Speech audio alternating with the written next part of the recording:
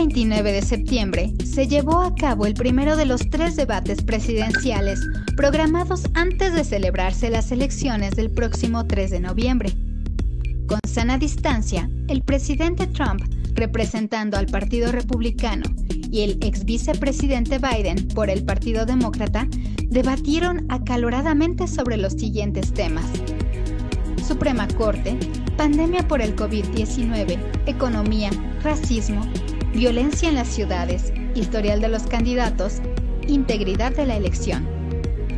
Desde 1860 se ha votado por correo postal en los Estados Unidos de manera restringida, pero a raíz de la pandemia por el COVID-19 se ha incrementado el voto por esa vía, y en 34 estados tienen la posibilidad de realizar las votaciones por servicio postal.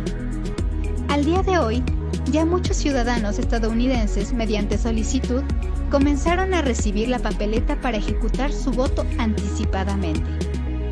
Este sistema genera controversia. Una de ellas son las declaraciones del presidente Trump al no comprometerse a una transición pacífica en caso de perder, mencionando un posible fraude por el uso masivo del sistema postal. Cabe mencionar que desde 1772 las transiciones en Estados Unidos han sido pacíficas.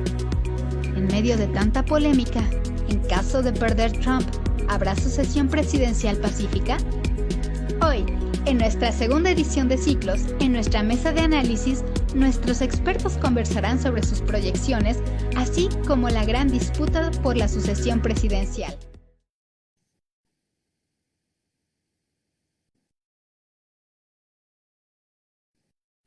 Queridos amigos, sean todos ustedes bienvenidos a su programa Contracara de Rúa TV. Les agradezco mucho. Mi nombre es Edgar Ortiz Arellano y les damos la bienvenida a todos ustedes a este programa que es parte de los ciclos con respecto a los estudios y análisis electorales que estamos haciendo sobre los Estados Unidos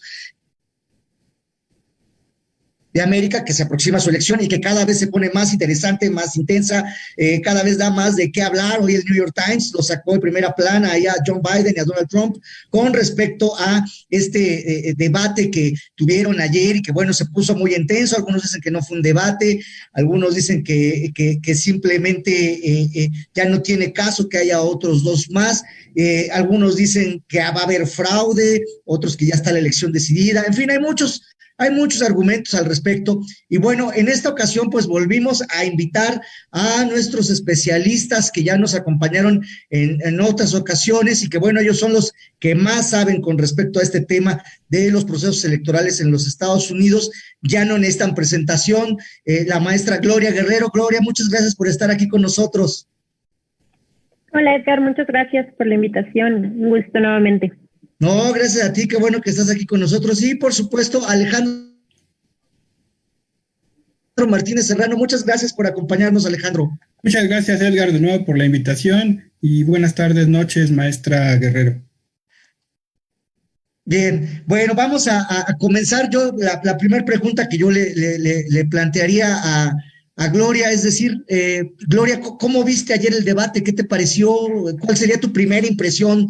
Más allá de que eres analista, que eres una experta en el tema, ¿cuál sería tu primera impresión con respecto al debate que nos pudieras decir?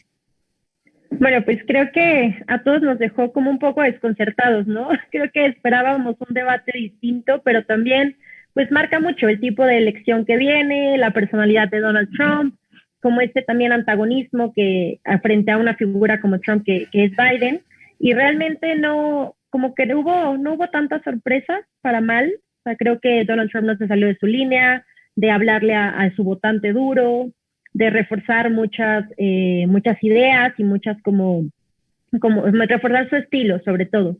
Y Biden también, o sea, siento que un poco como entre enfrentamiento con Trump, pero también le faltó conectar tal vez con nuevas audiencias, tampoco fue innovador, tampoco fue como algo distinto, ¿no? De lo que habíamos visto antes. Y también, o sea, pensando que por las encuestas, etcétera, casi el 80-90% de los estadounidenses tienen ya definido su voto. Entonces también estos ejercicios del debate no van a cambiar mucho esa tendencia. Entonces creo que el debate sí fue pues una desilusión porque esperábamos ver más. Y también, y fuera del contexto solo de Estados Unidos, pues también nos dice mucho, ¿no? De la democracia y de la política y de que si eso pasa en Estados Unidos, creo que eso fue también, ¿no? Como mucho lo que podíamos leer en redes sociales o lo que se escuchó también con los analistas de en otros programas, era como, si eso está pasando en Estados Unidos, ¿qué está pasando con la democracia, no? O sea, el nivel realmente me pareció pues muy bajo y como no muy constructivo. ¿Crees que valga la pena que haya los otros dos debates? Ya ves que están programados otros dos debates que no son obligatorios, pero bueno, están contemplados. ¿Crees que valga la pena que los hagan?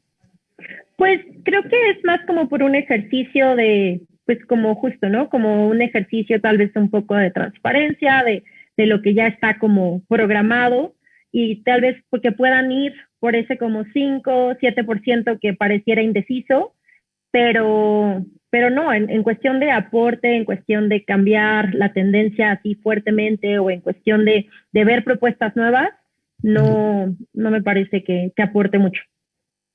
Bien, creo que perdimos a nuestro amigo Alejandro. ¿Estás ahí? Creo que lo perdimos, ¿verdad? Bueno, sí. Pues ya ganaste la mesa por default, no, nada más por argumentos. Bien, oye, bueno, déjenme decirles que ya se fue Alejandro, que hace rato teníamos en off record, teníamos un debate, un diálogo duro con Gloria con respecto a los temas que también son relevantes, que son importantes y que tiene que ver con el asunto de las campañas y de todo lo que está sucediendo en redes. No sé si quieras compartirnos un poquito lo que estábamos discutiendo, y cabe señalar que yo le comentaba a Gloria que yo tengo una postura muy particular al respecto de estos temas, pero este es un espacio donde todas las voces deben ser escuchadas y todos tenemos el derecho de opinar en muchos diferentes temas, y más Gloria y Alejandro, que son expertos en este tema, pues con más razón todavía. No, solo que, bueno, retomando brevemente, ¿no? En lo que regresa Alejandro, era como el tema de también, ¿no? Como el debate alterno que hay también en redes sociales sobre la campaña, sobre los candidatos, el tipo de campañas que también están llevando, ¿no? Tanto Trump como Biden en esos espacios, en las redes sociales, y la demanda, pues, ciudadana que ha habido también a la como cuestionada interferencia que pueden tener o no estas plataformas en cómo creamos nuestra opinión o cómo decidimos nuestro voto, ¿no? O qué tan politizados están estos espacios. Claro, que entonces, no son espacios naturales para ellos, ¿no? O sea, el espacio de redes no es natural. Creo que está justo esa línea, ¿no? O sea, el día de hoy, el espacio público, digital, se podría decir, ¿no? Como que se ha llevado a estas plataformas, que claro, que en su como nacimiento se crearon como espacios privados, pero hoy el debate público lo vemos en Twitter, en Facebook, hay grupos, ¿no? Donde expresamente hay una preferencia a cierto partido, a ciertas preferencias. Entonces creo que también la evolución de estas plataformas hoy ya casi 10 años, ¿no? De su creación ha ido cambiando. Y Donald Trump es un experto, por ejemplo, en Twitter, ¿no? O sea, algunos dicen que gobierna a través de Twitter, ¿no? Y, o sea, exacto. Y él mueve el Twitter, pues, cosa que John Biden no hace. Sí, y creo que también Trump cambió, ¿no? Incluso hasta subieron el valor de Twitter una vez que Trump entró al poder, porque justo se comunica a través de esa plataforma.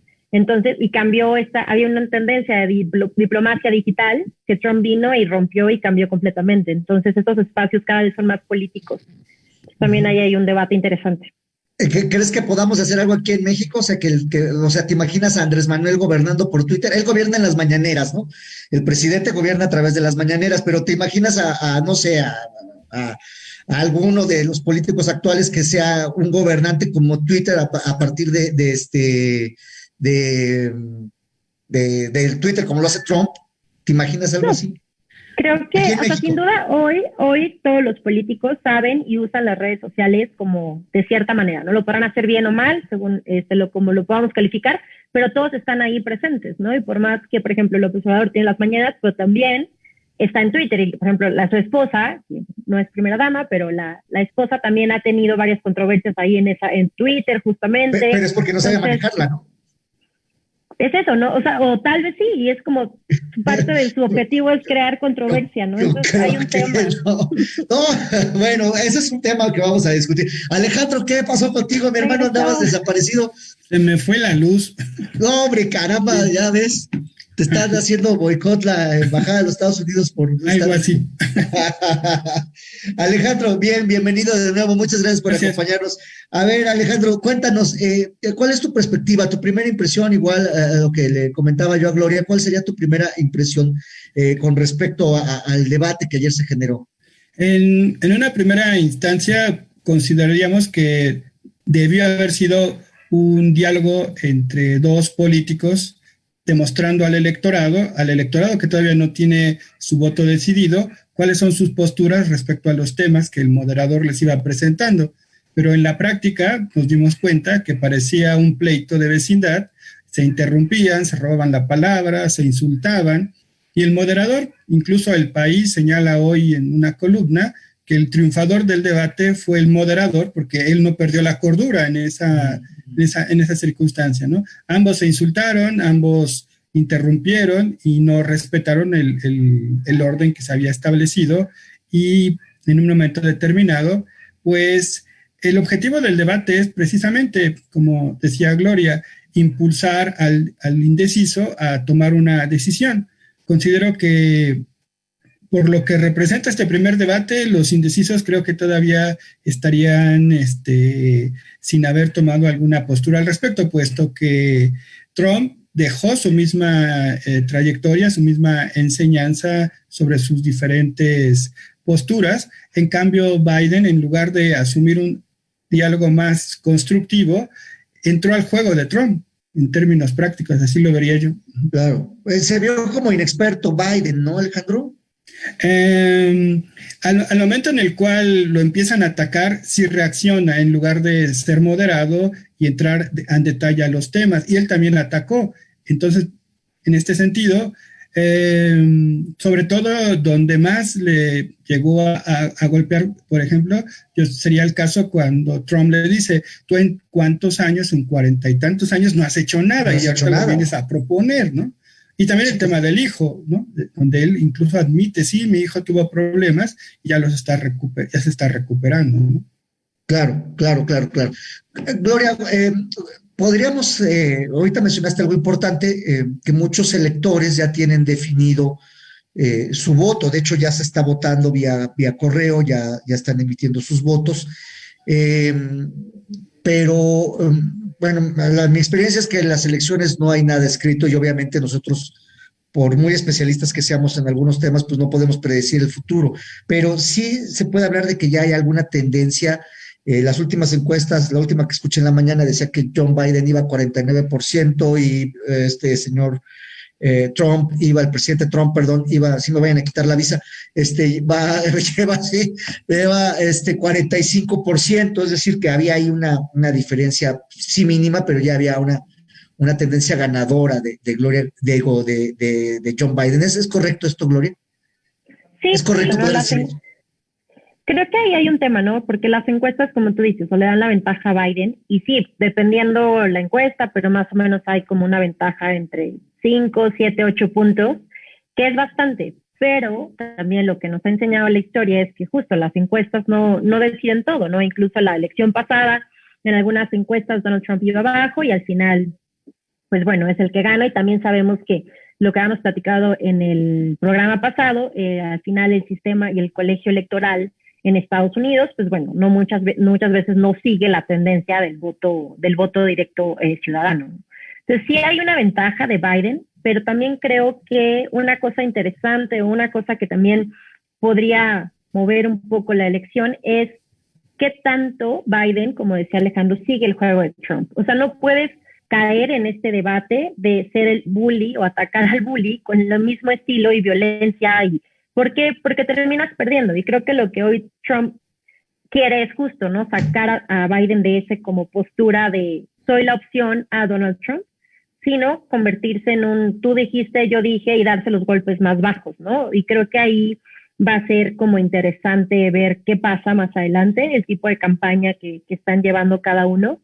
Pero sí, las encuestas hoy también nos hablan, como tú mencionas, o sea, muchos estadounidenses ya tienen su voto definido, y el voto postal que tanto también ha cuestionado Trump, pues ya está llegando y la gente ya está emitiendo su voto. Entonces también creo que en esta como elección nada está dicho. Nos podríamos decir que Donald Trump va a salir, pero todo podría pasar. Así que las encuestas son engañosas. Yo escuchaba en la mañana a León Krause y decía que la democracia estadounidense estaba amenazada. Es decir, porque el presidente Trump estaba empeñado en que él tenía que ganar y ahora sí que aunque no ganara, pues de todas maneras, es también correcto esta aseveración. A mí me pareció muy fuerte que León Krause dijera esto, ¿no? Y luego viniendo de él, entonces dije, ¿es correcto también este tipo de apreciaciones? O sea, ¿realmente está en juego la democracia estadounidense? ¿Tan es así el asunto? Yo creo que sí, o sea, y es súper fuerte porque también es un panorama bastante como desolador, ¿no? Pensar que un país como Estados Unidos ha llegado a este punto, ¿no? A un punto en el que el presidente lo ha dicho, que si pierde no va a dejar la Casa Blanca, o sea, que porque no confía en el sistema electoral, porque no confía en las instituciones, y sería realmente, creo que un golpe a la democracia estadounidense, a la democracia a nivel global, que el presidente de Estados Unidos se tenga que salir casi por una orden de la corte o no sé qué, o sea, cómo escale esta situación, pero sin duda Donald Trump está aferrado a ganar y sí ha cuestionado mucho la institucionalidad que tanto hemos homenajeado, que tanto hemos admirado de Estados Unidos.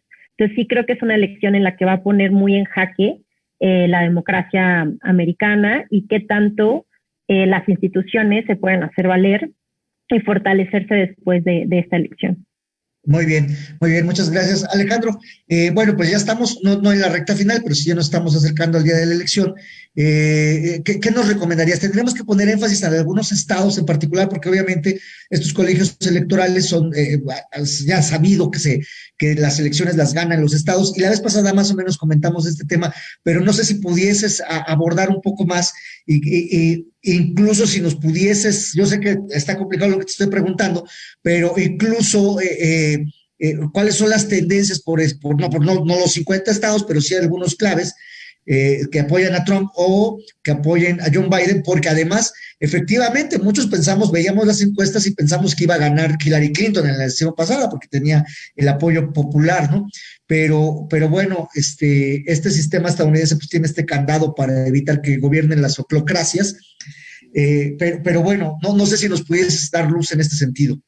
A propósito precisamente de estos temas de las encuestas, en el sistema político estadounidense, una encuesta nacional sirve como un reflejo de las grandes tendencias que están llevando los partidos políticos. Sin embargo, aquí el ejercicio encuestal tiene que caer a nivel estatal, dado que, como platicábamos en el programa anterior, el colegio electoral y la suma de los votos en el colegio electoral te da el triunfo, no el voto a nivel general por parte de la población.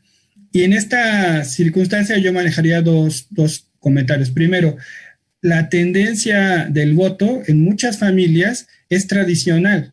Por ejemplo, soy originario de una familia demócrata y mi padre, mi abuelo, mi bisabuelo siempre han sido demócratas y la tendencia es que los hijos sean demócratas. Claro.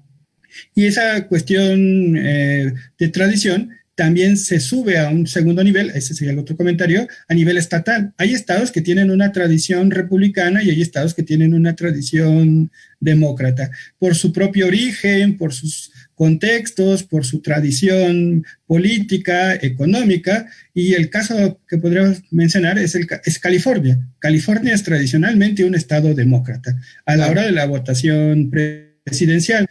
Hace 4 años, por ejemplo, yo les platico una anécdota, yo iba escuchando los resultados electorales que iban surgiendo del colegio electoral y la costa del Pacífico pues tarda en cerrar por el tema de los usos horarios, y yo pensé, no, nada más que lleguen a California y Hillary con eso arrasa. Y sí, ganó California, 55 votos del colegio electoral, pero no ganó la elección. En ese sentido, el análisis, como tú lo comentas precisamente, es en los estados que no tienen esa tradición política tan arraigada, que la movilidad de la población, que los cambios políticos y los contextos económicos incluso los promueven hay una figura que le llaman los politólogos estados bisagra, porque en 4 años pueden votar republicanos y a los otros 4 años pueden votar demócratas. Entonces muchos consideran que esos estados serán la clave de la elección. Nueva York ya lo tienen ganado los republicanos, California, insisto, Texas, me equivoqué. California Nueva York son demócratas, Texas es tradicionalmente republicano, por ejemplo, Oklahoma es republicano, y en ese sentido, algunos de estos estados de los llamados bisagra es, por ejemplo, Pensilvania, que le dio el triunfo a Trump hace 4 años y podría cambiar su tendencia, y alguno de ellos estaba viendo en la mañana unas notas. Florida, que tradicionalmente es un estado republicano, actualmente su tendencia no estaría definida en los ejercicios encuestales que han realizado. Sobre todo, hablaba la nota por el tema migrante. La llegada de puertorriqueños han cambiado un poco esa tendencia a que el voto cubano era tradicionalmente republicano. Entonces, claro, la clave está en ese tipo de... Utah, que también es estado mormón, republicano eminentemente, ¿no? Sí. West Virginia, que acaba de fallecer ahí la ministra, que ahorita está esa discusión, que ahorita vamos a pasar al tema de la lucha por la Suprema Corte de Justicia, ¿no? O sea, hay estados muy, muy particulares. ¿Cuál nos recomiendas que le estemos echando un ojo? Así ya en concreto, ¿cuál? California, ya dijiste uno. Pero California, según las tendencias, ya serán 55 votos a Biden. Ya ni verlo. Ya ni verlo, ¿no? Okay. Nueva York también, y fíjense, y en el caso de Nueva York, para cerrar el punto, Nueva York de ahí es originario Trump, y hace 4 años lo perdió. Sí, porque Hillary Clinton es senadora por el estado de Nueva York, ¿no? Es correcto, ¿no? Sí. Ok, perfecto. ¿Cuáles crees, Gloria, que sean los temas que a pesar de que este debate, pues hubo expresiones como la que le dijo John Biden de cállate, que le dijo a Trump y esto que ya comentó Alejandro, de que pues, en 7 años no había hecho nada John Biden, pero ¿cuáles serían los temas rescatables y que a nosotros a lo mejor como mexicanos, como socios comerciales de los Estados Unidos, nos pudiesen interesar o nos pudiesen ser sensibles, si es que a lo mejor no hubo ninguno, ¿no? Pero a lo mejor en el debate alguno que pudiésemos rescatar con respecto a lo que escuchamos el día de ayer? Creo que uno de los temas que mencionas podría ser el tema del manejo de la pandemia, ¿no? O sea, no se conecta directamente a México, de cierto modo, pero sí hay como hubo una crítica bastante dura de Biden a Trump de cómo ha manejado el tema de la pandemia del COVID-19, el número de muertes que hay en Estados Unidos y también cómo esa conexión, ¿no? O sea, si no se resuelve el tema de la pandemia, la economía se va a ver afectada, ¿no? Porque también el tema económico es como uno de los temas que Trump más presume. Pero bueno, hoy en un contexto global como en el que estamos viviendo y con una pandemia, es muy posible que eso pues no vaya tan bien como él lo predica.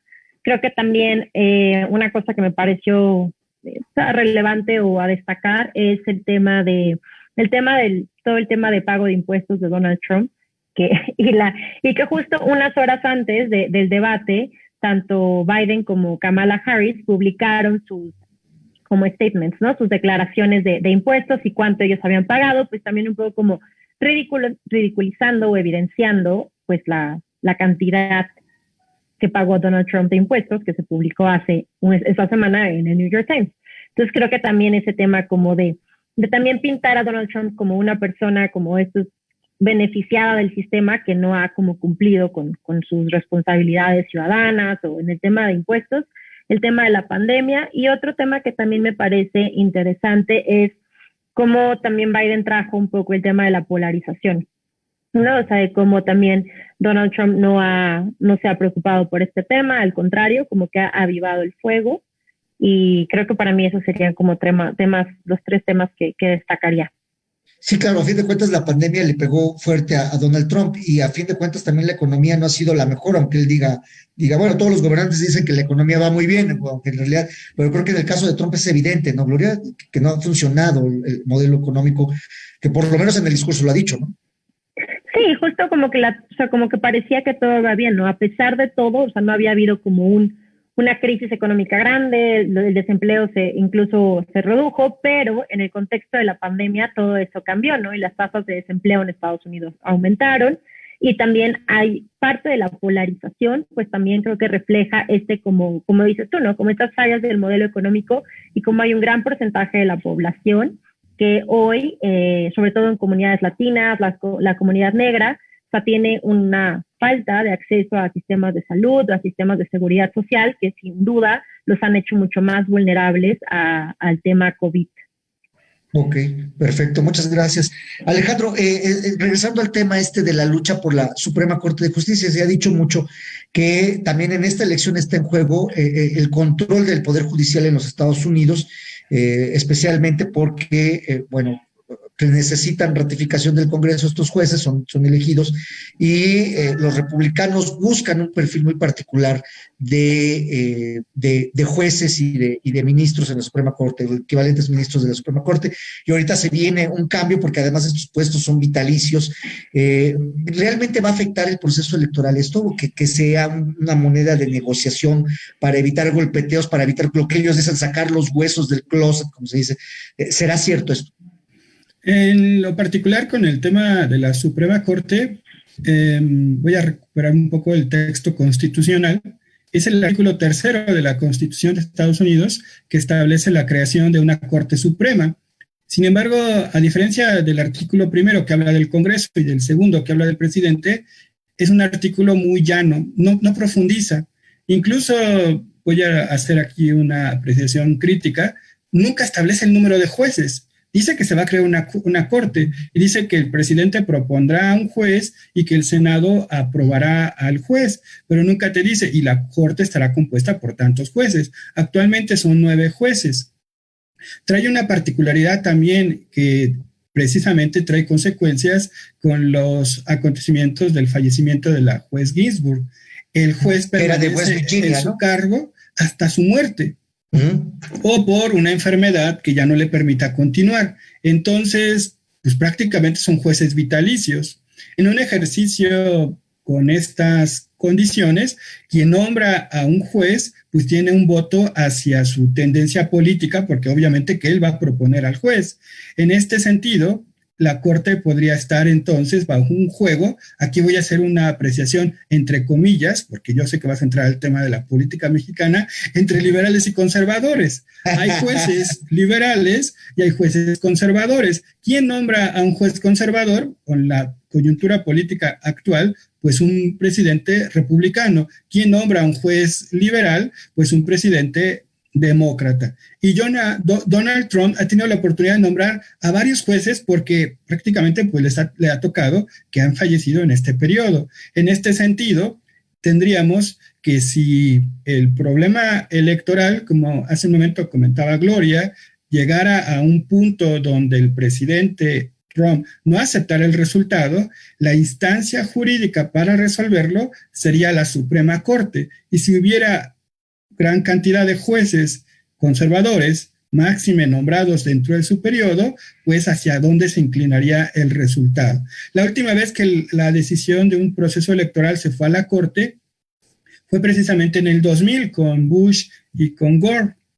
Sin embargo, Gore quita el proceso, ya no lo continúa y es precisamente Florida quien le da el triunfo a Bush en la elección del 2000. En este sentido, hace 4 años, otro poquito de historia, pasa algo similar con el presidente Obama. Muere un miembro de la Corte y el Senado no le permite la ratificación. Era un Senado mayoritariamente republicano. Actualmente es un Senado mayoritariamente republicano. Trump ya hizo una propuesta de una juez conservadora, una profesora de la Universidad de Notre Dame, pero en este sentido, eran punto como ayer se inició el debate presidencial y Trump justamente dice, yo tengo 4 años para gobernar y puedo hacer lo que yo quiera durante los 4 años, siempre y cuando la ley me lo permita. Entonces, más que un tema jurídico estrictamente, es un tema político. Él, si pierde la elección, dejaría una corte mayoritariamente. Pero ¿cuál es el interés de los republicanos de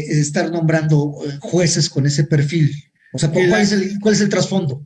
La Corte responde a esos intereses de la postura ideológica de los jueces designados. Temas sensibles como el aborto, temas sensibles como los derechos civiles, tendrían una tendencia mayoritariamente hacia la mentalidad de esos jueces. Muy bien. A diferencia de Ginsburg, por ejemplo, que se destaca en su trayectoria no solo profesional, sino también de vida, como una feminista, como alguien liberal, se perdería ese lugar de una liberal en la Corte y se estaría pasando a una mujer conservadora, ¿no? En estricto sentido, sin llevarlo a las connotaciones políticas mexicanas entre liberales y conservadores. No, esperemos que no sea como aquí.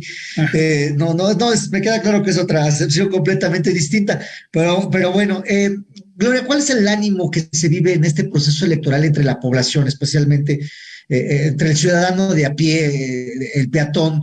Me recuerdo mucho la elección del presidente Obama con este eslogan de sí podemos.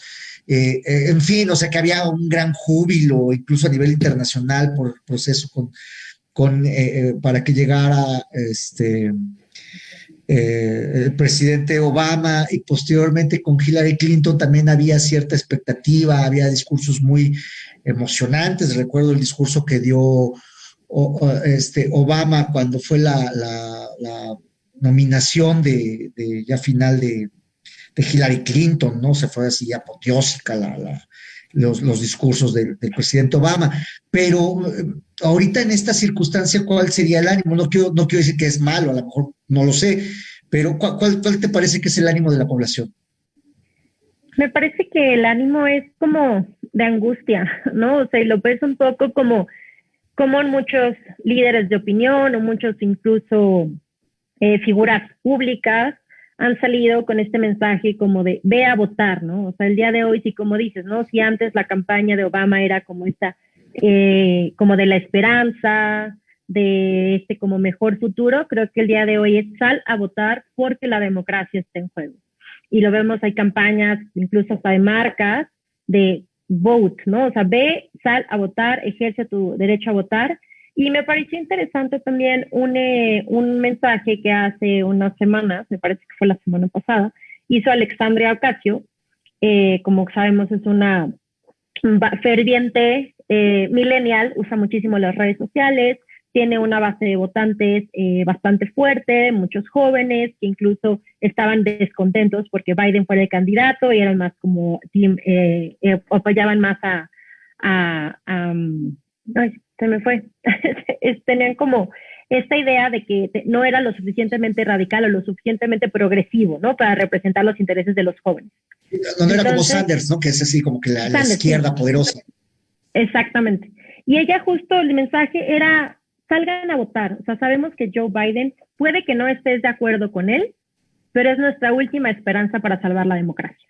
Okay. Entonces, eso me parece un mensaje muy fuerte y también es el mensaje que hemos estado escuchando. Incluso el mismo Obama ha salido a decirlo, su esposa, también Michelle Obama, ¿no? Que hoy es una influencer muy fuerte, y incluso Hillary Clinton, o sea, otros líderes políticos, incluso cuando fue la nominación de Biden, salieron y decir, tenemos que salir a votar, tenemos que ejercer este derecho, tenemos que recuperar la democracia y recuperar como la cordura dentro de la Casa Blanca. Entonces creo que es mucha angustia, está muy polarizado. También hemos visto en las movilizaciones sociales este enfrentamiento constante entre no solamente los grupos de Black Lives Matter, sino también como estos grupos de supremacía blanca que atacan a latinos, que vemos violencia, vemos también desgraciadamente como muchos de los como asesinatos o estos como balaceras que hubo recientemente, jóvenes van contra latinos, contra negros. Entonces también hay un tema, creo que de mucha polarización, de mucha tensión racial,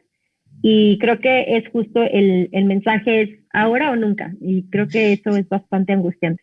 Pero ¿no te parece extraño que precisamente esto, por ejemplo, Bernie Sanders lo acusaban de que era muy de izquierda, o sea, que era comunista? O sea, los que conocemos sabemos que era comunista, pues no tenía absolutamente nada, ¿no? O sea, bueno, para esa visión, y que bajo estas condiciones radicales, y luego el asunto de la violencia sobre la población de color, los escándalos que hemos visto de violencia policial sobre sectores específicamente que tradicionalmente han sido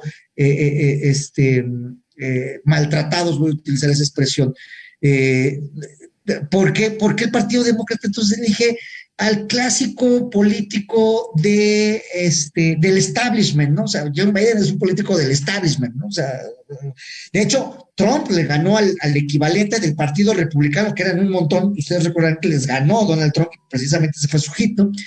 ¿Por qué hace esto el Partido Demócrata? Obviamente Bernie Sanders tampoco era la opción, o sea, por muchas razones, ¿no? Pero ¿por qué ponen a este personaje del establishment tradicional? Porque creo que también en la apuesta del equipo demócrata de recuperar la democracia, sabían que tenían que ganar, o más bien no perder, a muchos de estas personas y votantes del establishment que hoy sí están contra Donald Trump, ¿no? O sea, no puedes irte a un extremo, sino que siento que fue como el punto más medio. Es decir, podemos todavía recuperar ciertos como personas que votaron por Donald Trump, pero que no lo van a volver a hacer. Y creo que Joe Biden también representa los intereses de muchos, de grupos blancos también, no solamente, o sea, de grupos blancos, de empresarios, de todo el poder político, por ejemplo, en Wall Street, que también se ha visto afectado por estas como fluctuaciones de Donald Trump o de esta guerra encarnizada que tiene contra China. Entonces, por ejemplo, el grupo Silicon Valley y California, ¿no? Empresarios súper importantes, se van a alinear a un Joe Biden y era difícil que estos grupos se alinearan a un Bernie Sanders, ¿no? Tampoco te puedes ir al extremo porque también creo que es estirar mucho la liga y creo que incluso esta polarización sería todavía peor.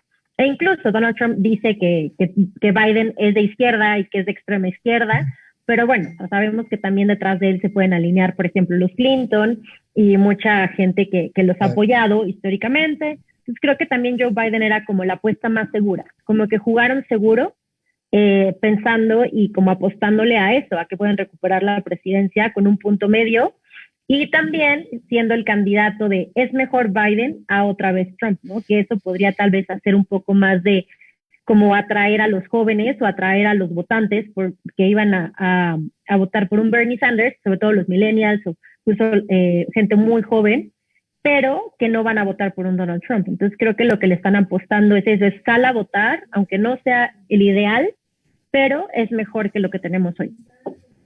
Muy bien, muchas gracias. Una explicación muy completa de por qué. Sí, yo también me preguntaba, bueno, ¿por qué John Biden si pudiese haber otros elementos en el Partido Demócrata? De hecho, incluso, no sé, Alejandro, yo sé que en historia no existe y si hubiera, pero ¿no hubiera sido mejor el caso de Hillary Clinton de nuevo otra vez a la candidatura?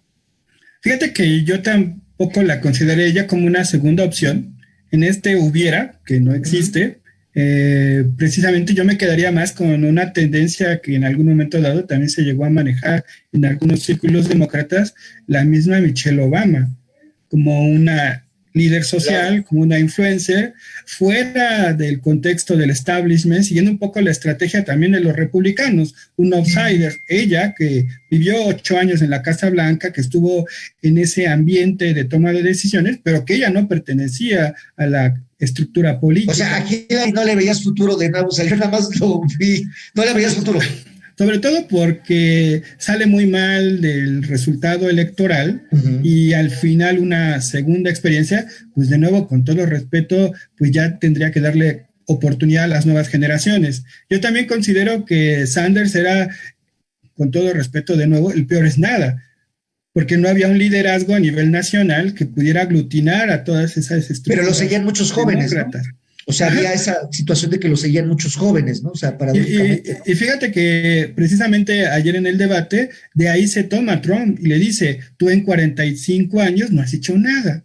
Tú estuviste 8 años en la Casa Blanca y no hiciste nada. Y ahora me vienes tú a proponer algo. Ese es un poco como su talón de Aquiles de Biden, ¿no? Porque sí, él ahora propone un cambio que no hizo en ese argumento de Trump en esas ocasiones. Fue senador, fue candidato a la presidencia y en una ocasión anterior. Claro. ¿Crees que el tema del evidente racismo tendrá de veras un impacto cuantitativo en el proceso electoral? Yo considero que los desafortunados acontecimientos en este año, sobre todo en el caso de George en Minnesota, si mal no recuerdo, pues sí van a tener una consecuencia electoral, ¿no? Y ayer fue una de las estrategias de Biden, decir, este presidente ha atacado a la comunidad negra y no voten por él porque la comunidad negra seguirá siendo atacada, ¿no? Entonces, ese sería como una de las estrategias actualmente del Partido Demócrata, convencer al electorado de color y de las minorías de nuevo que ratifiquen su voto hacia el demócrata, el Partido Demócrata. Claro. Bien, Gloria, ¿cuál sería el ABC que nos pudieses recomendar? Obviamente no hay recetas de cocina en esto, pero que nosotros que no somos expertos en el tema del seguimiento de procesos electorales, o sea, que vemos lo que dicen los medios de comunicación, que vemos lo que dicen las redes sociales, que vemos lo que dicen en algunos de los mejores casos en los periódicos. ¿Cuál sería el ABC que nosotros deberíamos de tomar en cuenta para tratar de darle seguimiento o comprender este proceso que a mí me parece que es fundamental para los Estados Unidos, pero también es muy importante para nuestro país? Muchas cosas van a suceder a partir de quien quede, ¿no? ¿Cuál sería ese ABC que nos pudieses recomendar? Bueno, creo que una cosa interesante para más o menos seguirle el pulso a esto es, o sea, sí tener un poco en el radar las encuestas, que son una brújula, no es todo, pero nos da un poco esto. Creo que también me parece muy interesante el mensaje de las redes sociales que tiene Joe Biden y Trump, porque también están usando como estos canales para posicionarse, o todo lo que no pudieron decir, por ejemplo, ayer en el debate. Hoy Joe Biden saca un video como en resumen, mostrándose como el ganador del debate, ¿no?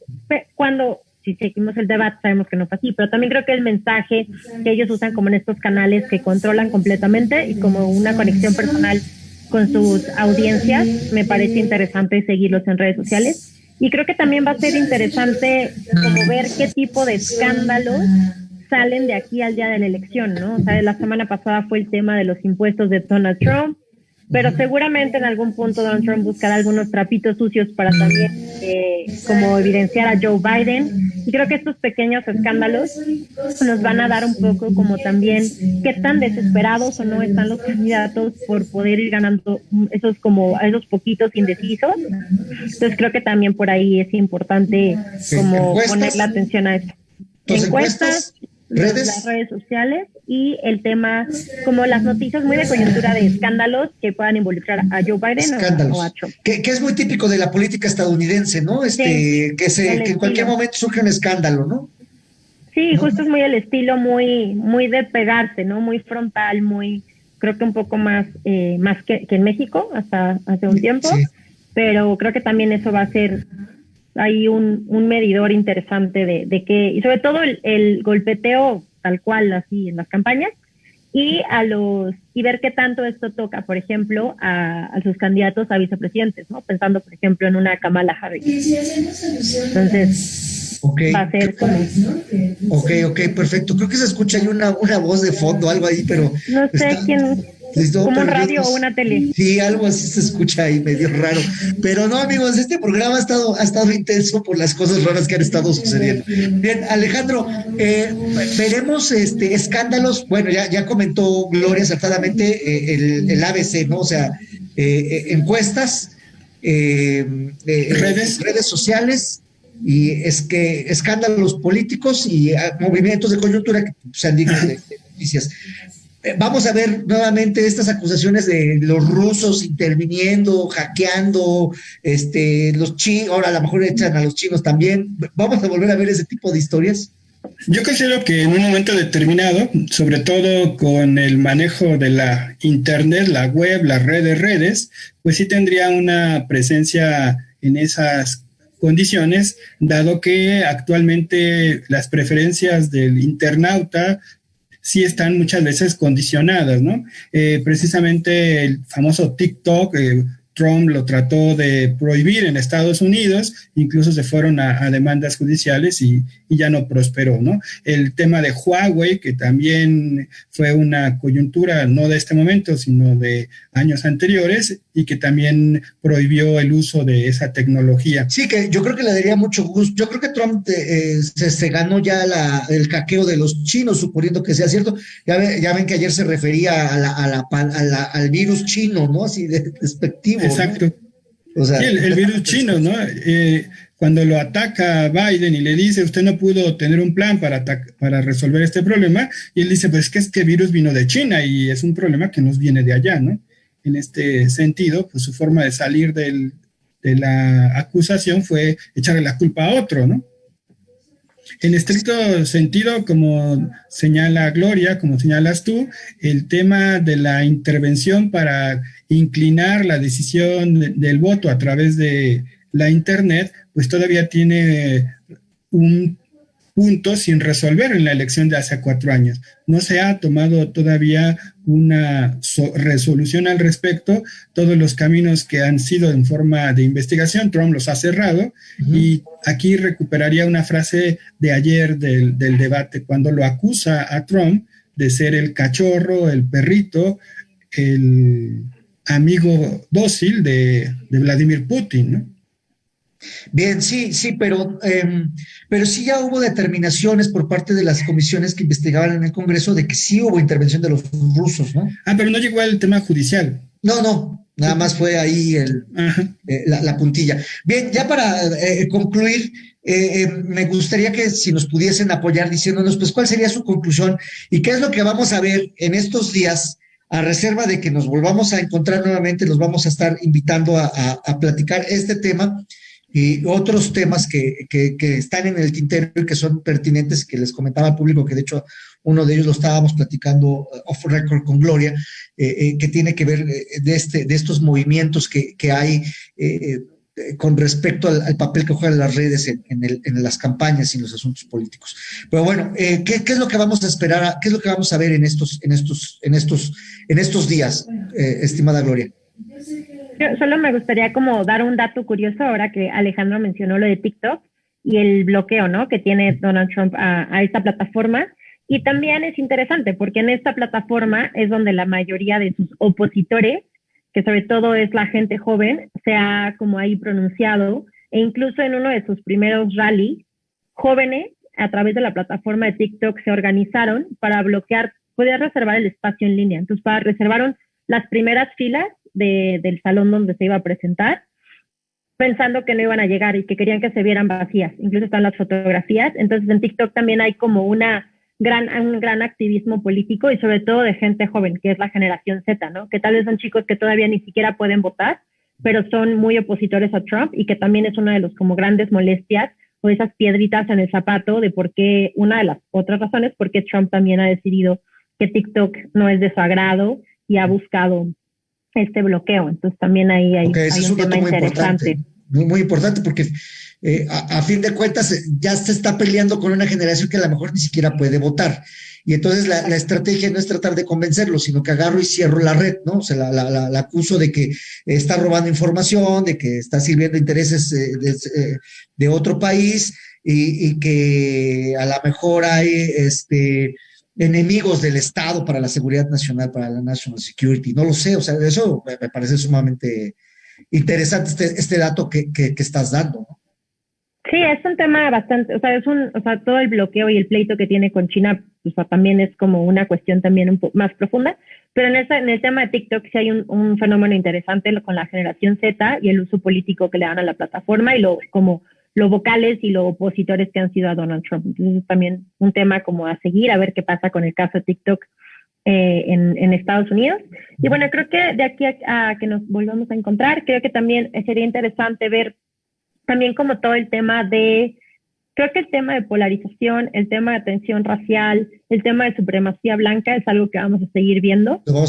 Creo que va a ser muy interesante también Donald Trump si en algún punto hace o es más vocal al respecto. Ayer no lo hizo en el debate y fue uno de los puntos que Biden le dijo, ¿no? Y el moderador le dijo, bueno, está en contra, diga algo acerca de los grupos de supremacía blanca, y Donald Trump no lograron, aliados, ¿no? No se dio, porque son sus aliados, es su voto duro, es una audiencia con la que él se siente muy cómodo y una audiencia a la que ha estado como apelando y buscando desde la campaña y pues obviamente como que... ¿Y sabe alcanzará que toda esta base de población blanca, estos WASP, o como despectivamente algunos les llaman redneck, y grupos de supremacismo blanco que abundan en los Estados Unidos, especialmente en estados republicanos, le serán suficientes para ganar la elección? No creo, porque ya no son la mayoría, ¿no? O sea, también es lo que hablamos, como estos grupos que eran las minorías, como la comunidad negra, la comunidad latina, por ejemplo, en Florida, que mencionaba Alejandro, que son los estados más importantes, o sea, creo que el voto tal cual, como decimos, del WASP, o ese como supremacista blanco, no son tantos como pareciera. Y también una cosa interesante es cómo estos estados como Florida, que como decía, ha sido tradicionalmente republicano, también Donald Trump tiene una gran deuda con Puerto Rico, ¿no? Después de de la tragedia. Entonces creo que también ahí esto va a haber un cambio. Tal vez gente que sí votó por Donald Trump hace 4 años, pero esta vez ya no. O sea, sí hay una deuda grande y hay un movimiento de puertorriqueños que han como promovido no volver a votar por Donald Trump. Entonces creo que es interesante ver qué pasa con el tema de tensión racial y cómo estos grupos de diversidad latinos, etcétera, porque va a ser, sin duda, creo que esta es la elección de la diversidad. Y si salen a votar estos grupos que no son los blancos, sí pueden cambiar la elección. Ok, perfecto. Alejandro, las recomendaciones para poder darle seguimiento a esta elección en lo que nos volvemos a encontrar aquí. Complementando lo que comenta Gloria, durante el mes de octubre habrá otros 3 debates. El debate vicepresidencial y 2 debates más de los candidatos a la presidencia. Lo más probable en el caso de los 2 debates presidenciales es que la dinámica sea la misma que ayer. Pegarse, interrumpirse y no dialogar, sino que evidenciar a su contrincante. Yo le doy más esperanza al debate de los 2 candidatos a la vicepresidencia, bueno, el actual vicepresidente y Kamala Harris, que tengan un diálogo de mayor altura en cuanto a las ideas que compartan ellos. Otro tema que también yo considero importante de aquí a la elección es que hablen de temas internacionales. La postura de política exterior de ambos candidatos. El día de ayer solo mencionó Trump el tema de la renegociación del Telecán y lo utilizó para atacar a Biden. Y le dijo, tu partido, ese tratado tan malo que hizo, yo ya lo renegocié y es un tratado muy bueno el actual TMEC en ese sentido.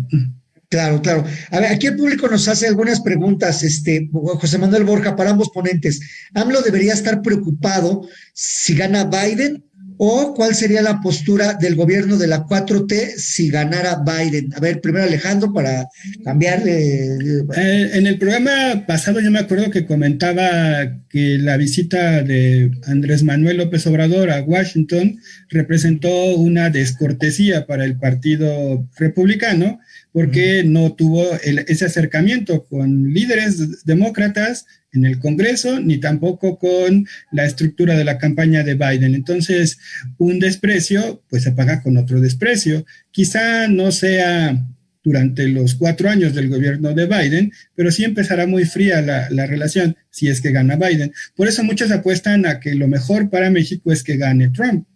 Ok, muy bien. Gloria, la misma pregunta. A ver. Pues creo que ahí hay un tema, ¿no? O sea, también el estilo de gobernar de Biden seguramente será muy distinto al de Donald Trump.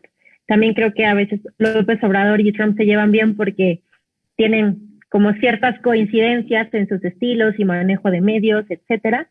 Entonces creo que con Biden sí también creo que va a haber un alejamiento, un enfriamiento de la relación, que ahí creo que va a haber mucha tarea para el secretario de Relaciones Exteriores, ¿no? Para Marcelo Ebrard, para poder hacer como todo este acercamiento y negociaciones no tan visibles tal vez, y tendríamos que esperar cuándo pudiese haber una segunda visita de López Obrador a Estados Unidos si es que llegan al Biden, que yo creo que va a tardar bastante, y creo que sí sería, no sé si nos va a ir mal, pero por lo menos no va a ser uno de los como temas tan prioritarios, una relación tan amistosa como la hemos visto con otros presidentes desde el principio.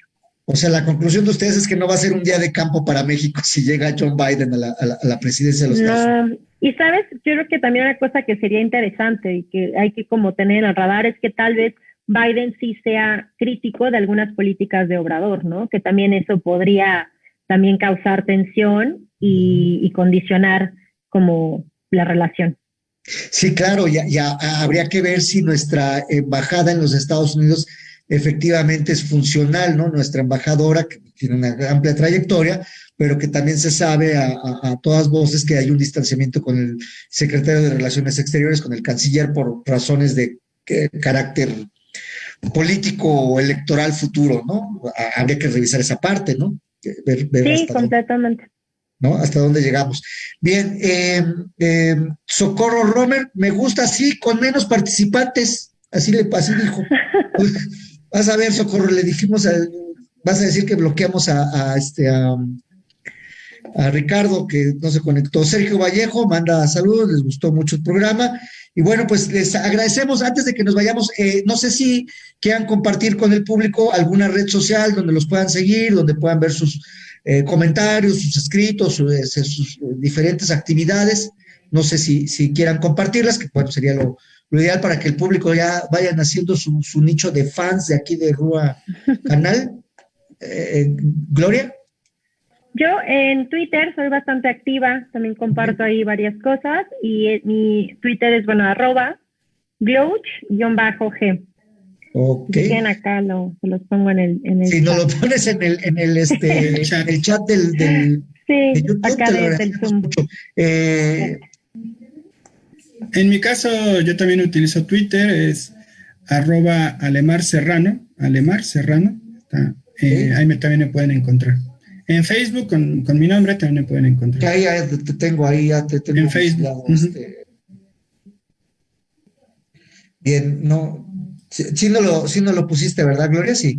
Lo puse, pero creo que estoy en el chat de Zoom. Estás en el chat de Zoom. No, en el de YouTube, ¿no? Si no haces el favor de ponerlo, a lo mejor cuando puedas ponerlo, o si no lo tenemos nosotros aquí en Rúa, que aquí la producción nos apoye y lo podamos subir, porque creo que pues, es importante que lo sigan en los diferentes frentes en los que andan, porque además déjenme decirle al público que tanto Alejandro como Gloria pues están en múltiples actividades, no solamente como analistas que son cordialmente siempre invitados aquí a Rúa de asuntos de política exterior de los Estados Unidos, en particular de los Estados Unidos, sino de muchos otros temas. Ellos son activistas en diferentes banderas, en diferentes frentes y en diferentes actividades académicas, y bueno, vale la pena que conozcan esas actividades, que conozcan sus opiniones fuera de este espacio, y bueno, pues haya una interacción con nuestros panelistas. Pues les agradecemos mucho a nuestro público. Muchas gracias, Alejandro, muchas gracias, estimada Gloria, pero sobre todo gracias a nuestro público por habernos acompañado en otra emisión